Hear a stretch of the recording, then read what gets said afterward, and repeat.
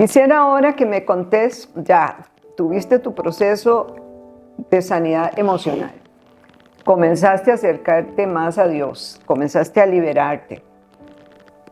Tus dones comienzan a aparecer. Estaban ahí, pero estaban tapados porque no tenías una relación con el Espíritu Santo. Entonces, ¿cuáles dones descubriste que tenías? Mira, es importante y fue una experiencia muy, pues hoy lo veo risorio, pero en el momento fue muy difícil. Porque lastimosamente, o no, lastimosamente no, gracias a Dios, la mayoría de dones se descubren por tropiezo. Por tropiezo porque nadie lo espera, nadie los pide. Muchas veces no se piden. La gente no tiene el concepto. Mire, más bien, montones de gente, uno le pregunta, ¿cuáles son sus dones? Yo creo que yo no tengo dones, yo no he visto ningún don. Y yo les digo, no blasfeme al Espíritu Santo, porque Él dice que Él reparte dones a todos. Así es. Lo que pasa es que usted no los ha descubierto. No ha estrechado su relación y no los ha buscado. Correcto. Siempre tuve una inquietud cuando anduve en el mundo de la rebeldía religiosa, como hablábamos, un acercamiento siempre hacia el ocultismo. Yo también practiqué ocultismo como tal. ¿Qué tipo de ocultismo? Ocultismo como lectura de manos, necromancia, proyección astral, el yoga. La gente cree hoy en día que hacer yoga es algo para relajarse. El mismo fundador del satanismo es el mismo fundador del yoga. Entonces, ¿qué estás haciendo? ¿Qué estamos haciendo? Ese acercamiento sucio y oscuro, donde, como vos decías, ya tenían los dones, pero en aquel momento Satanás se los quería robar para trabajarle a él. En el momento en que yo hago la entrega al Señor Jesús de mi vida completa, y después de ir manifestando la sanidad emocional y la sanidad y la liberación, Dios empieza a manifestar una noche en un lugar por tropiezo, no tropiezo, yo diría, porque Él lo quiso en ese lugar, en la casa de un narcotraficante. Esa noche yo estuve ahí. ¿Por qué estabas en la casa? Yo estaba ahí porque estaba ayudándole a un hermano de ese narcotraficante a una tarea de matemática. Algo sencillo. Ya. Esa noche no me pudieron trasladar a mi casa y demás. Yo me quedé en esa casa a dormir. Esa persona me dio su habitación. Me dijo, yo tengo que salir. Te quedas en tu casa, en tu habitación. Mañana desayunamos y te vamos a dejar. Perfecto. Esa noche yo tuve un quebranto. Yo ya había tenido quebrantamientos con el Señor. Y yo esa noche hasta le dije al Señor, le dije, no, Señor, aquí yo no quiero quebrantarme. Y yo escuché su voz audible. Y me dijo, no es donde tú quieras, es donde yo quiera. Y eso es bien importante porque hay gente que dice, bueno, quiero la presencia de Dios en mi vida, quiero el Espíritu Santo, ¿verdad? Pero resulta que Dios escoge un lugar que no es el que usted quiere, ¿verdad? Que en el bus o que en la iglesia delante de todo el mundo, ay no, qué vergüenza, yo no quiero, ¿verdad? Y queremos ponerle a Dios las condiciones, que a dónde, ¿verdad? Y Dios es el dueño, y si Él, o sea, y el problema es que si usted le dice, Dios, después, es que aquí no, ¿verdad? ¿Qué va a pasar? Que después usted le dice, Dios, ahora sí, silencio, dice, se perdió la oportunidad. Correcto. Esa noche el Señor me dijo, esa es donde yo diga. Y me arrodillé. Esa noche era en medianoche, si acaso toda la familia dormía, toda la gente estaba durmiendo en esa casa y yo empecé a orar. Esa noche yo empecé a orar y recuerdo que yo sentí una pesadez en mi cuerpo, las paredes tenía como un sentido como de que chorreaban petróleo, digámoslo así. Y empecé a orar y orar, una carga. Cuando yo estoy orando empiezo a escuchar un idioma o unas lenguas que yo nunca había escuchado. Y empecé a hablar en lenguas. Oye, sé que es hablar en lenguas. Comenzó. Ahí comencé a hablar en lenguas, pero luego de estar hablando en lenguas, el Señor me toma, me levanto y empiezo a reprender. Y empiezo a atar los espíritus de narcotráfico, los espíritus de miedo, los espíritus de drogadicción, los espíritus de venta de drogas y un montón de cosas en ese lugar. Yo recuerdo muy bien que en esa habitación había una pequeña ventana, y en esa pequeña ventana entró un viento recio, iluminó toda la habitación y ¡pum! Salió y yo caí postrado completamente. Qué interesante. Yo me levanté esa noche ahí, fui al baño, me acosté a dormir como si no hubiera pasado absolutamente nada. Pero yo dije, yo no voy a hablar estas cosas porque la gente va a pensar que yo soy loco. No voy a decir nada. Y yo hablé con el Señor y no escuché respuesta de Él. Hoy entiendo que eso es soberanía. Le digo, Señor, yo no entendí qué es esta situación, qué es esta circunstancia, pero yo eso no lo voy a contar a nadie porque la gente me va a creer loco. Y eso, ahí tenemos que darle un mensaje a las personas que escuchan la voz de Dios.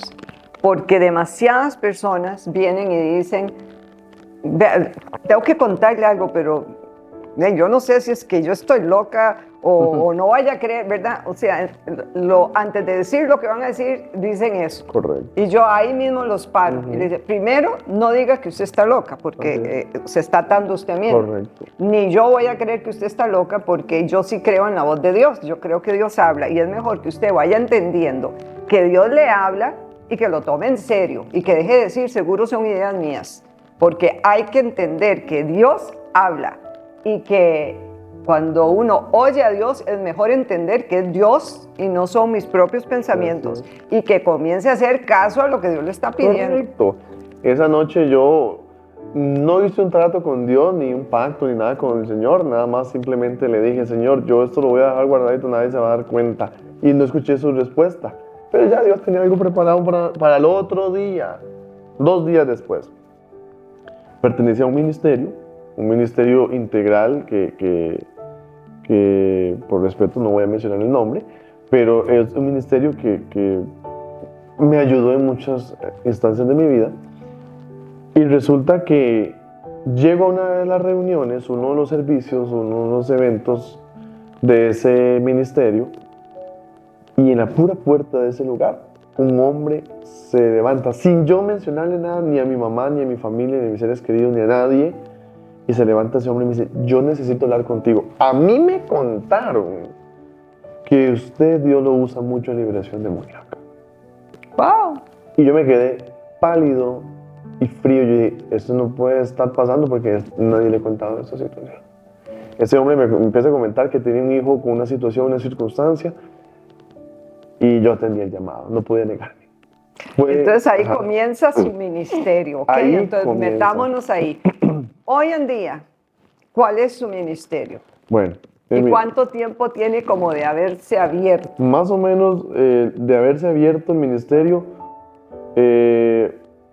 unos 8 años, como tal. Que Dios empieza a formar esa carrera, bueno, 10 años. Bueno, pero no hemos dicho cuál es tu profesión universitaria. Universitaria, yo soy educador. Educador musical. Musical, Ajá. ok. Esa es mi profesión. De ahí partimos a que Dios empieza a formar un ministerio. El Señor empieza a formar un ministerio. Que a veces la gente dice, es que voy a hacer un ministerio. No, no es tuyo, es del Señor. Sí. Porque yo se lo dije al Señor, bueno, Señor, si esto es lo que tú quieres para mi vida, tú vas a traer las personas. Yo no voy a andar diciéndole a nadie que tú haces quiere que le saque los demonios. Ajá, no. Tú vas a traer los casos, tú vas a traer las personas, y la persona que yo voy a entender que lo que tú traigas, Señor, es porque tu voluntad lo está permitiendo.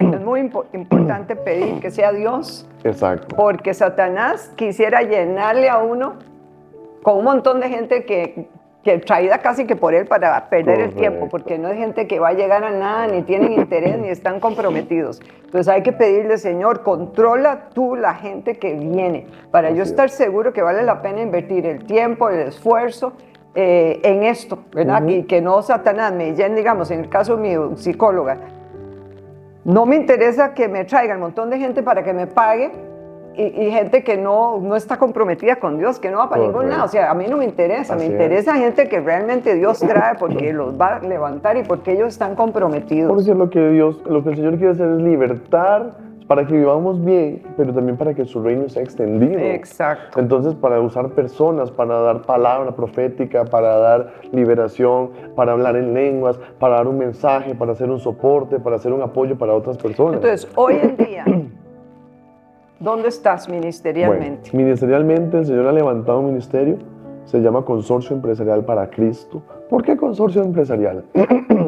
El Señor me puso una visión a mí hace unos años atrás, que las personas, empresarios de gran renombre o financieramente estables, Acuérdate que la palabra de Dios dice en Malaquías que los impíos acumularán riquezas para los gentiles. ¿Es como dice? Algo así dice, no me recuerdo muy bien. Muchas de esas personas tenían una condición impía como yo llegué a Cristo, porque así era.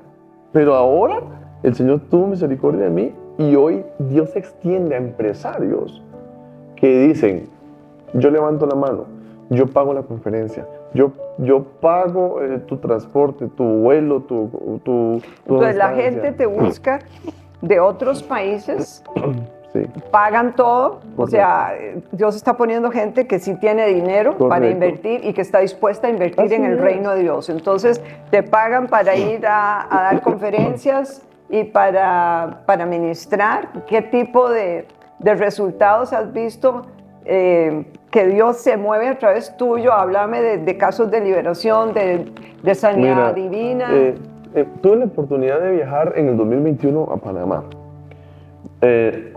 Me llevan a un lugar que se llama Santiago de Aguas a ver una dama. Tenía 10 años de estar en una silla de ruedas. Ese día yo llego, nos dan algo de almorzar, algo sencillo ahí, y nos dijeron, dejemos la oración para la noche, disfrutemos del campo un rato, vamos a dar una vueltita por allá. Yo aproveché y hice guerra territorial en ese lugar, en Santiago de Aguas, en Panamá. Luego, en la noche, 6 de la tarde, 7 de la noche, ya íbamos a orar. Cuando yo estoy sentado al frente de esa dama en silla de ruedas, esa voz audible del parte del Señor, yo solamente le pregunté, Señor, ¿por qué esta mujer está así? Esa enfermedad es una falta de perdón.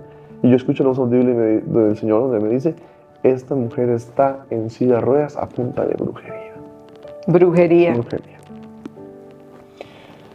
Empezamos a orar, la manifestación demoníaca fue muy fuerte, fue muy grotesca, honestamente. O sea, enfrentaste demonios. Enfrenté completamente y porque ella se le manifestaron. al estar la presencia de Jesús ahí como tal y del Espíritu Santo, los demonios no se resistieron e inmediatamente hablaron.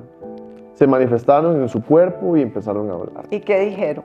Empezaron a preguntar que qué estaba haciendo, que por qué yo venía en el nombre de Jesús, que por qué estaba en tierras que no me correspondían a mí, que nadie lo había que yo no era un invitado de honor, que más bien era una persona que se había invitado sola, pero que había una autoridad, sobre mí, que no se podía resistir a manifestarse.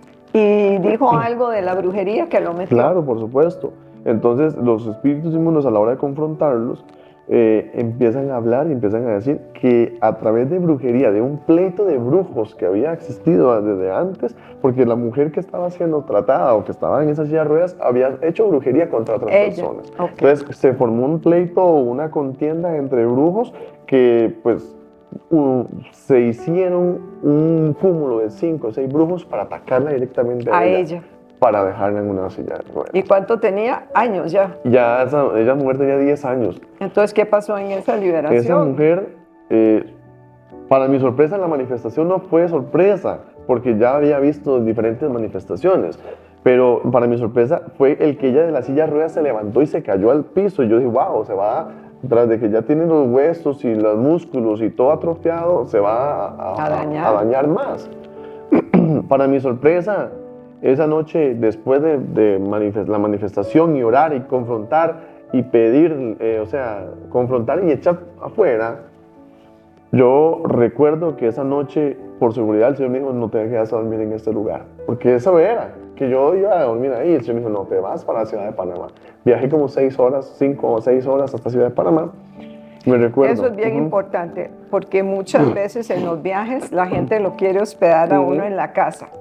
Y nosotros hemos aprendido que no es lo más correcto. Así que es ese punto que estás haciendo importante. Correcto. O sea, Dios te dijo, no te quedes ahí, vete a otro lugar. Okay.